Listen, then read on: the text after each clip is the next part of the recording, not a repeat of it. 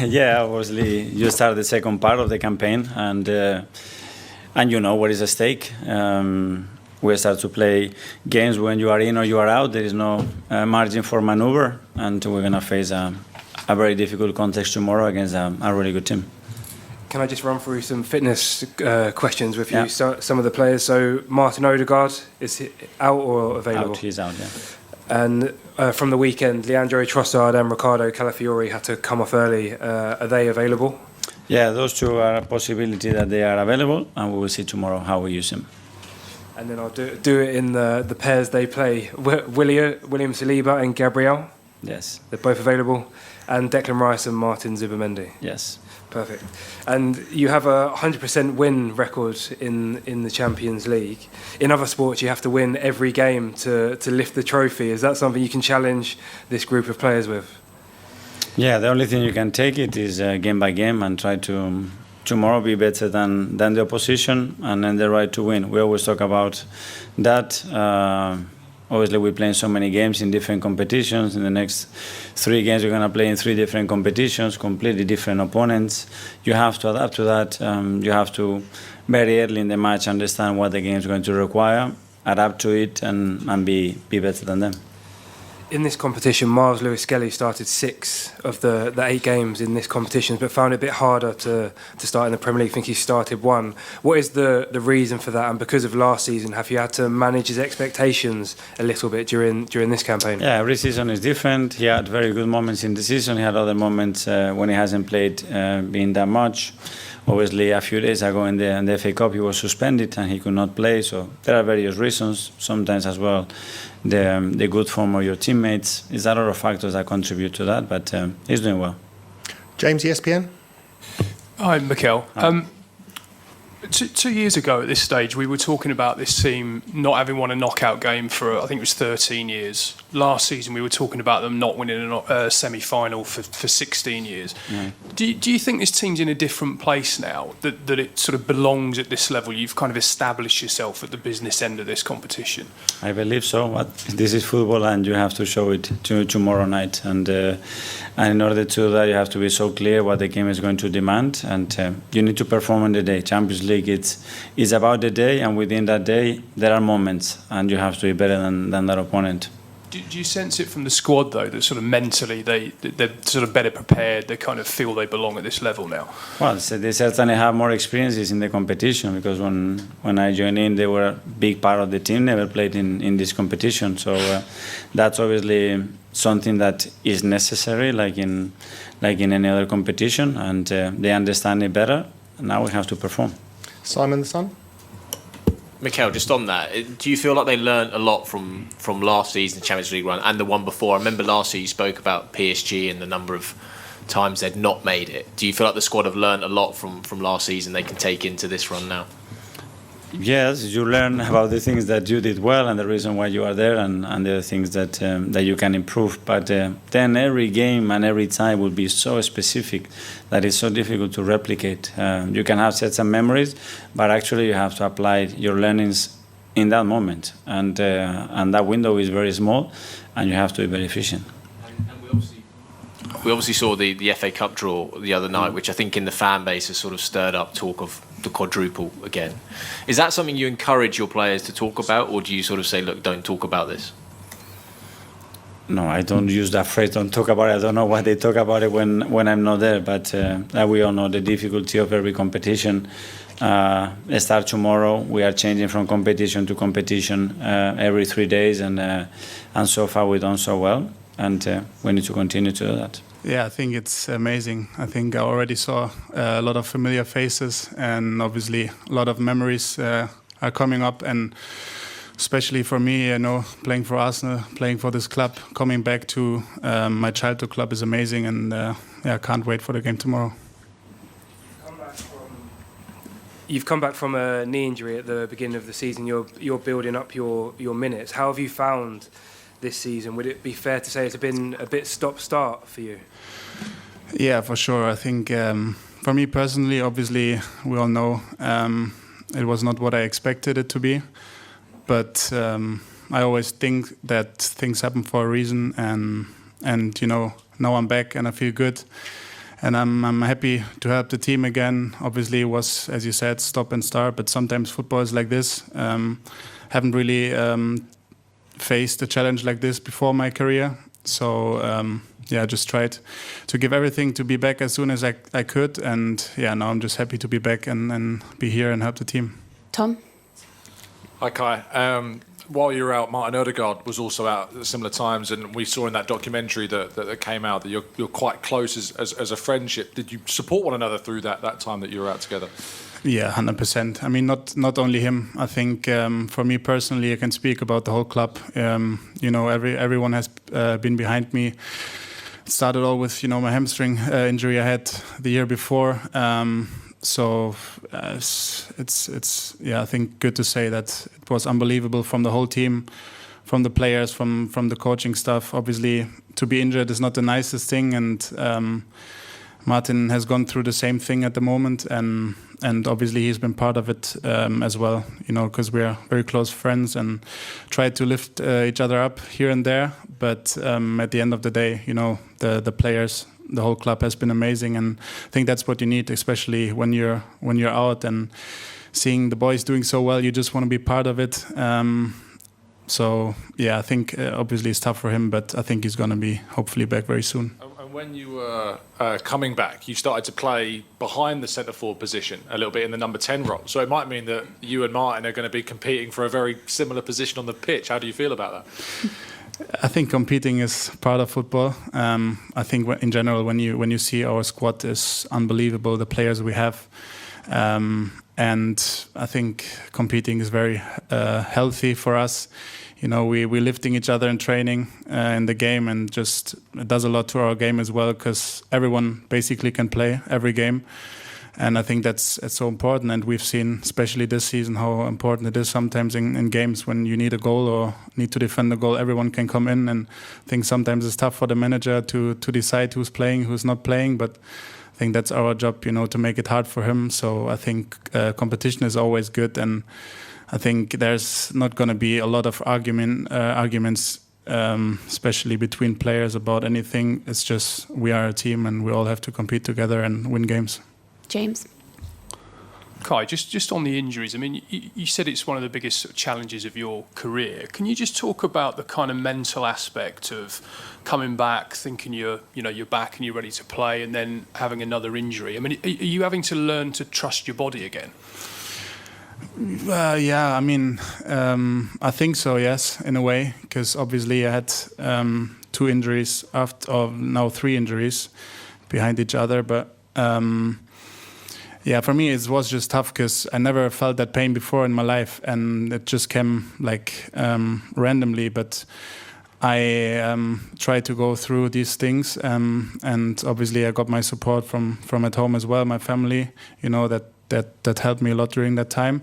But obviously, having 2 surgeries after another is not easy. But I think I'm professional enough to know that's also this is part of football sometimes, and I know that there are so many players out there that went through stages of their career also, and I think I'm still young, so I've a lot of years hopefully in front of me. But obviously mentally it was tough, but I think I got the help from at home, from Arsenal, from the players. So everyone was lifting my spirits, and then that's all I can do. I tried to help the players also off the pitch, because I was at the training ground every day, and I saw them competing in the games in the stadium, and for me it was a joy to watch them. Welcome along to The Breakdown. I'm Darren Fletcher. We're going to take a look in this episode at the last 16 of the Champions League and the games for the English clubs, in the company of Owen Hargreaves, Steven Gerrard and Ali McCoist. Owen, let's start off with Arsenal. If you want to be in any half of the draw, you want to be in exactly the spot that Arsenal are in. Yeah, I mean, you're not wrong. Sometimes you need a bit of luck, do you know what I mean? Maybe you earn that luck. Obviously, they've been brilliant in the Premier League and the Champions League, but obviously Leverkusen, you have to respect them because they've got great pedigree and great history in the competition, but Arsenal, surely they'll have too much for them. They actually played really well at the Etihad, played quite aggressive football. They look to always play out, get the ball down and play, and they've got some really good young players in the middle of the pitch. They spent that Havertz money actually reasonably well, but I can't see past Arsenal winning that quite comfortably. Ali, we've said that we like this new format. Yeah. You explained it superbly well to Thank you everybody very via much, sir. trains, planes and automobiles Correct. last year. When I saw this, though, I thought it looks a little bit like a Europa League passage, not a Champions League passage for Arsenal. Well, When I you would look at disagree with you Really? straight away. Yeah. Really? Because- Based on the teams they're going to play? Well, you can't have it both ways. Bodo Glimt have been out of this world. Fantastic. So you're saying if you replace them with the team that they knocked out, it might be more to your shooting, but they're there in merit. I don't care what anybody says. That's the story. That is the story. It's one of the stories of the tournament is, so yeah. far. It's brilliant. And that Astro pitch as well. Absolutely Not brilliant. going to be nice playing on that. No. Nobody fancies going there, mate. They are absolutely there in merit. I take your point, but I don't accept your comment that it's more like a Europa League. I don't take it at So all. if they could get to a Champions League final by beating Bayer Leverkusen, Sporting Lisbon and Spurs, and then you're in the final of the Champions League.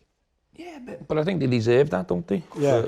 The point I was being making so is, though, you know, consistent. if there was a bit of jeopardy, if that was a draw, as it used to be, you've got the opportunity to potentially run into somebody else. Do you like the fact that you can see I do. everybody's route to the final I from don't- here? Do you like that? I don't mind it. I genuinely don't mind it. I know it's not like the original cup competition, names in the hat, but that's never going to come back, whether we like it or not. You know, the first European Cup, whether it was 16 names, that's the way it goes. That's all changed. You can forget that. Bodo Glimt, I think the last 4 European games, you might tell me I'm wrong, they've beaten Atletico Madrid, Inter Milan twice, and Manchester City. That ain't bad. All right, you've made your point. The thing is as well, though, these games, they become even more difficult on the back of obviously a title running as well.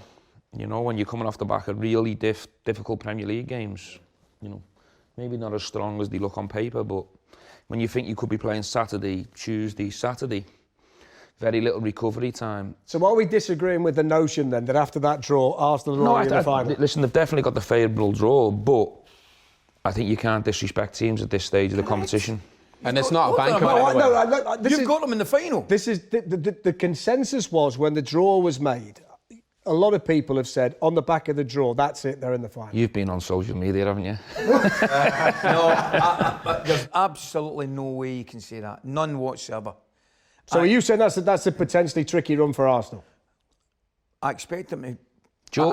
During the Premier League title run, it could be. Yeah, I would expect them to go through to the semi-final, and then you could be playing Barcelona. Yes. Let's be honest. That's when it stiffens. Barca are brilliant on their day, aren't they? Barca could beat Arsenal. Let's go Madrid and no pushover Exactly. at that stage of the competition. And if you think about it, you could be playing a really, really tough Premier League game. North Two, London 3 derby. days before it, North London derby. Yeah. Arsenal City's coming up pretty soon. It starts to get a little more complications than it actually looks on paper. Okay, so that's Arsenal. You think it's going to be trickier than I do at Yes. this stage. I really... We're not saying they won't get there. I think if I'm Mikel Arteta and they give you that, you say... Oh, he's ecstatic. We'll get to the semi-finals. We're not Yeah. arguing against that, but it's not a gimme. I wouldn't say it's a gimme at this stage. So what about Manchester City then? So they've got Real Madrid, and it's going to be the 16th time that they play against each other. 5 wins each, 5 draws. I think it's a 50-50 game. Yeah. Really? Yeah. It's a 50-50 game. 50-50? Yeah. Based on the form that Real Madrid are in right now. And based on those stats, what you just told us, 5, 5 and 5, I think it's one of them. But we've got to deal with what we're seeing from Real Madrid at the minute. Yes. They were being booed and jeered against Benfica. They weren't. I was sat with Maka in the stadium, and they weren't far away from the white hankies. I think City that night. at this stage of the season as well, I think they've recruited really well in January, and this is where the machine starts rolling. Yeah. I think now, I think pre-January, I'd probably edge towards Real Madrid, but now, this stage, I think they're going to hit some form, and I think it's a genuine 50-50 game. Owen, talk to me about Real Madrid then, because you can see a lot of holes in the team, especially when Mbappe doesn't play. That there is a theory that his goals have covered over a lot of cracks in that team. Jude Bellingham's injured as well at the moment. When Manchester City played them in the league phase, it was only 2-1, but it was wider than that on the night. Do you see any reason for optimism from a Real Madrid perspective, or do they look like a Real Madrid team that needs major surgery in key areas? I don't think they need major surgery. I think City are favourites, and I think they'll probably win.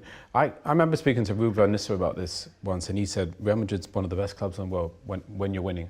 When you're not, it's different. Politically, everybody's coming out the corners, and everybody has an opinion. You look through; they've gone through a manager, they've got an interim. you know, you don't really have a clear identity on how they're playing. You've got all this chopping and change. You've got some really good young players that, you know, so I just think that must be really difficult to be in that dressing room because that club is so used to winning. And I think even the fans will be watching thinking, what is this? It's obviously second in La Liga. I don't think they're favourites in that, but because they have Jude and Vinny Jr. and Rodrigo and Mbappe, Courtois, mate, I wouldn't bet against them guys. I mean, they haven't. That's the problem. They have to be a full strength for it to be a 50-50. That was my opinion. Yeah, this is where the issue. They've got a lot of those players out. They've got to get the best team on the pitch to have a chance, I would say, yeah. You see, I would say, Ali, looking at this, having covered this Real Madrid team over a lot of seasons where they've won 3 in a row and then multiple Champions Leagues in the last few years. They've been the dominant European team. This looks the weakest Real Madrid team that I've seen for a hell of a long time. Right, I don't necessarily disagree with you, right? And I think the boys make valid points, which are key. I think they've got to be as strong as they possibly can. I don't think there's an awful lot between the teams. I'd probably edge towards City, but nobody has mentioned, you touched on it there, and I still think it's a big, big thing. It is a difficult place to imagine to play when things aren't going well, but their history must come in for something. Their history in that tournament, we've just mentioned it, they do well. It's some team on paper as well when you go through it, full strength. It's not in midfield though, Stephen. That they do well in the Champions League. But if you can get Valverde into the middle of midfield, well, he played with there Tchouaméni and Jude, yeah. You're not like that midfield because I really like it. That's as good as City's, isn't it? I really like it. I don't think Bellingham will be fit for the Manchester City game. So the likelihood is both of them, or Arda Güler would be in there, Valverde will be in there. If they're not full strength, I think it's a different conversation. I agree more with Owen that City would be favourites over the two legs, but full strength on paper, I wouldn't back against Real Madrid. I don't worry about the midfield or the attack. I worry about kind of the centre-backs. You think about Erling against Huijsen, who's a terrific player, by the way, but he's still a young man, kind of in a Champions League competition. And they played the other young lad, didn't they? Sensio. Yeah. Sensio was injured. Rudiger would have to be fit, wouldn't he? You'd have to have Rudiger But if you've got available. Rudiger, Alaba, I just think that's completely different, or Militao. But if you're going to play two young kids really good against one of the best in the business in a knockout game... Jamie, why don't they want to talk about the quadruple? And no manager ever does. Well, because it's never been done, all right? And it's you know, and there's a reason for that. It's so difficult to do. So the manager doesn't want to talk about it because it's so unrealistic. There's so many tough games to play. You've got to be, perfect in all of them. And, it's just something that you never see happen. Look, Arsenal, you could argue, actually could do it, because of the draws that they've had and the run-ins that they've got. It is quite possibly a real opportunity for them to do something that's never been done before. It's just you never know when it gets to the end of a season. Fine margins, finals, you're always going to be playing against a really good side in a final, so you just never know, and there's a reason why it hasn't happened. Are you just putting pressure on Arsenal there in the hope that they... Well, I'm not putting pressure on them. They've done unbelievable, Tom. Look, they've had a great season. Fair play to Arteta. They've had an easy run in the FA Cup, but you've still got to win them games. You've got a favourable draw in the Champions League. But, when you get to the final, they played in the FA Cup? Portsmouth, Wigan, Mansfield, now Southampton.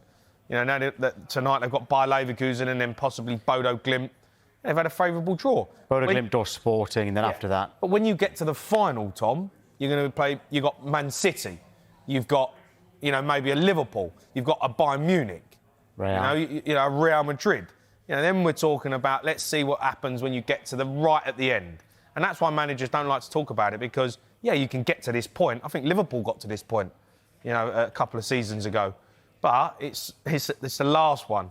It's the last one that matters. Could fatigue be a problem with so many games? Yeah, but they've got the squad now, right? This is, of course, fatigue is always a problem in most teams. But Arsenal have built a squad of players who, are very good and he can change the side and he can adapt. So we'll see. Yeah, of course. It's going to be fine margins. It's going to be them little moments. I remember when Man United won the treble in '99. It's the little moments in games, the little tiny things that sometimes go your way, sometimes they don't. If they go Arsenal's way, they've got a chance, definitely. Well, something that hasn't gone your way today, Jamie, is that your mate Nick Karamanlis is our Arsenal fan today. All right, Nick, I'm sure you probably want to talk Tottenham with Jamie O'Hara, but we're going to stick to Arsenal for now at least. How are you feeling about tonight? Yeah, look, everyone's got us nailed on for tonight, but don't want to be complacent because football can have a funny way of making you look stupid. Obviously, Jamie knows that himself. But sorry, I had to get something in. But listen, given our European form, we should be looking to have this tie done and dusted, even by tonight, pretty much. Leverkusen not in the best form domestically themselves, blowing hot and cold in Champions League as well. I know they beat City at their ground, but they've been equally poor in other games. So, listen, from an Arsenal perspective, we haven't been great going forward at all. But and on paper, we should have been smashing teams like Mansfield, and we haven't. But like every game at the moment, we seem to be limping over the line. But in Europe, we just look different. We look like the old Arsenal, the old kind of when Arteta first joined, or even when Wenger was there. I don't know if that's. What do you mean the old Arsenal? You've never won it. What are you on about? No, but this season in Europe, we've looked like the free-flowing Arsenal. That's what I mean. We're playing so much differently in Europe than we are in the league. I don't know if that's because European teams, I don't know, are poorer, or they're not taking it as seriously in the group stages because there's not as much jeopardy. But certainly they're letting us play, put it that way. And we're looking like free-flowing Arsenal. We haven't looked like in the league this season. We've looked really poor going forward. Nick, when it gets to the latter stages, though, right, we can talk about your run-ins and, look, you've got a favourable run-in in the Premier League. It looks like that might be done and dusted. You know, you've played Portsmouth, Wigan, Mansfield and Southampton in the FA Cup. Favourable run-in. Decent run-in with your run-in with the Champions League.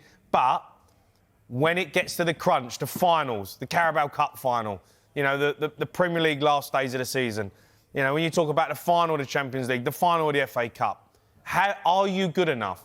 Because I'm not convinced. I'm not convinced that you are. I think you're crawling over the line in so many games, and that's credit to you. But do you think you're actually good enough? Yeah, do you know what, Jamie? I've got to kind of half agree with you there, because I haven't seen evidence of us being good enough yet. Because it's all well and good beating Bayern in the group stages, but teams like that, for example, they start turning it on around this stage of the season, right? And sometimes it's not about the person. Like, for example, Bayern Leverkusen tonight. It's not about the team you're facing as such, it's the occasion as well, right? We're going away to a ground which is going to be rocking. Can they...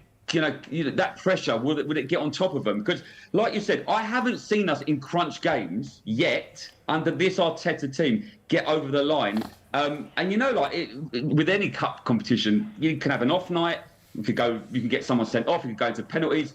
Nothing's a given, so we can't get ahead of ourselves. So I think if we get over the line domestically in the league, which I think that's our best chance at the moment, I think that's going to propel us going forward. And I think we'll start seeing a different Arsenal next season. But this season, I'm not talking about quadruple anytime soon, because I think it's too difficult. Nick, stay where we are. I've just got to break away for a second. I'll put this to you, Jamie, by the way, because it comes from Tottenham, some news just into us.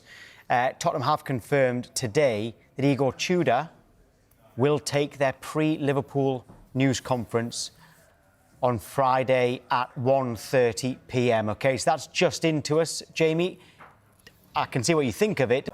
He's a good manager, mate. He's a good manager. What is going on? Remember. What is going on? What is going on?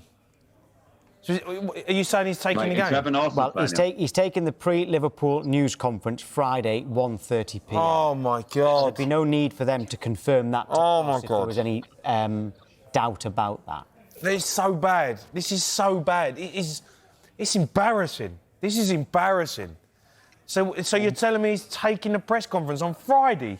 Friday. So, I mean, what does that say to you in terms of Sunday's game? Well, it means he's taking the game.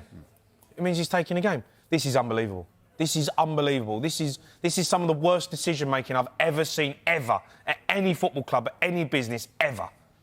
This guy should not be near these players. You can tell a mile off that these players are not playing for him. We have got cup final after cup final coming up, and you're going to allow this guy... He didn't even want to talk last night. He was saying no comment.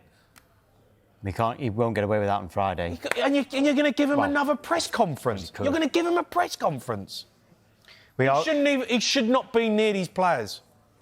The decision-making at Tottenham Hotspur Football Club is gone beyond a disgrace. The final part of the show will be back to Tottenham, by the way. Nick, you were enjoying that a little bit too much. We are going to ask you about Arsenal, by the way, not Tottenham. And I probably won't let Jamie get involved in this bit. Champions League or Premier League, if you could only have one, Nick, and how many of the four are you going to win?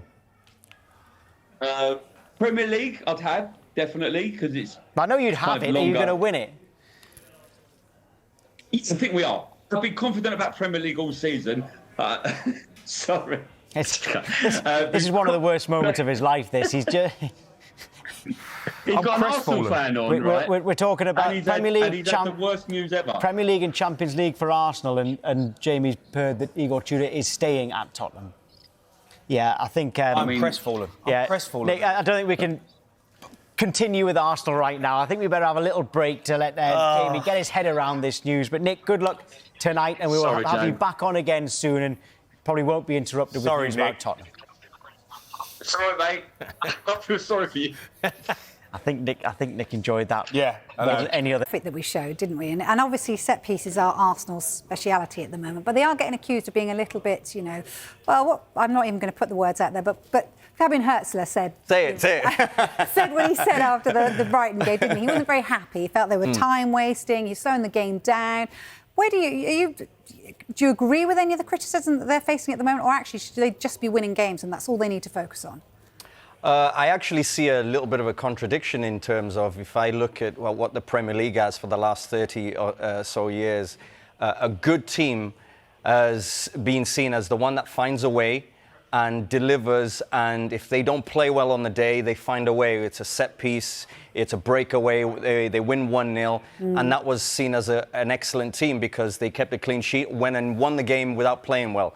This Arsenal team does that. So for me, I think they actually deserve a lot more credit than they're getting, because I think this is my take on it. I think we're seeing a very different champion, or possible champion, because this is a team that leads. Historically, we saw great players at the top, flair players, number 10s, and with the tricks and the skills and the goals. And I think we're seeing a team that their best players actually play at the back, but the other thing is they're the best pressing team, because how they press, Gyökeres, Saka, Madueke, Martinez, whoever it is, if it's Eze or Ødegaard, the way they press is one of the very, very best. And it's almost like they use up 90% of their energy in that way, and sometimes they're a bit tired when it becomes the quality moment. And that's why sometimes their forward players are scoring maybe less goals. Now, this is what I see, because I think pressing-wise and the way they swarm players, I remember the Bayern Munich game in the Champions League and how good they were. And I think Madueke scored, I believe, I think one of the goals came from that. Yeah. And how good they are at their pressing has become the almost the creative moment in how Arsenal play. Of course, I think they're a team that is so good in other areas, and I think they deserve a lot of credit because they're so good at every area. Transitions, very, very good. Defensively, brilliant. Attacking wise, they could do better, but they're really, really good, because you won't give any of their players half a chance because they will score. So they're so good and almost functional and very good in all the areas, but not incredible or outstanding or deliver with a lot of flair going forward. I think that's one of the key things with Arsenal. They deserve a lot of credit, though, because they're top of the league, they're top of the Champions League. What else do you want? Yeah, and they're fighting on all fronts, aren't they? They've still got the Carabao Cup final to come, and they're still in the FA Cup with potentially a really good tie for them as well.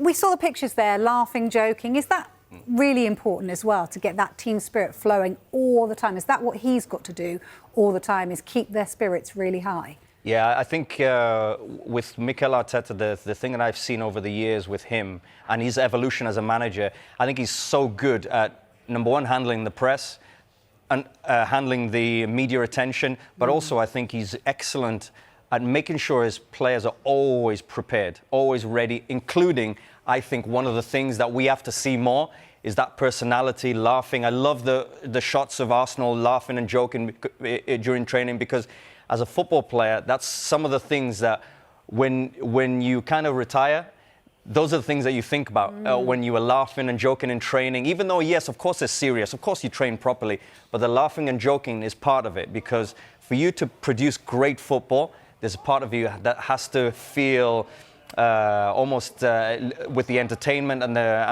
the joy of football, and I think that's what we're trying to do. You were in that West Brom side that stayed up, and pressure every game, much like this Arsenal team, different stakes, different consequences, but the same pressure every game. So how did you cope in those days between games? Were you thinking about it? How did you stay relaxed?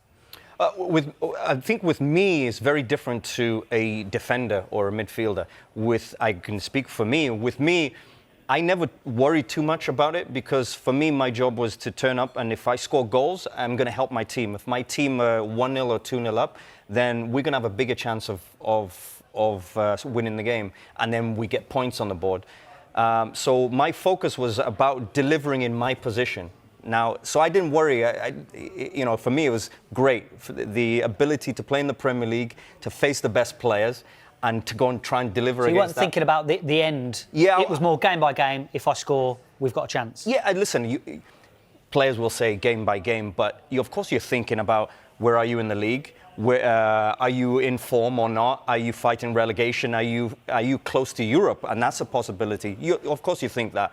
But in terms of like you being performing on that day or that game, that's how I kind of thought. I think there's players in dressing rooms where they're worried a little bit more because their impact is, okay, if I make a mistake here, if I do this, or we've let in 2 or 3 goals in the last 2 or 3 games, and, if we don't want to, so they're a little bit more nervous in that way. And for me, the best approach is, and I learned this as I was going, and I was lucky enough to have a bit of this, is that self-confidence to not worry so much. Okay, well, you're fighting relegation. Okay, let's go. I'm ready for it. And I think you have to be more ready for it. And I think the approach of, listen, it's just football. The approach of you being ready for the challenge is bigger than being nervous. All right, brilliant, as always from you.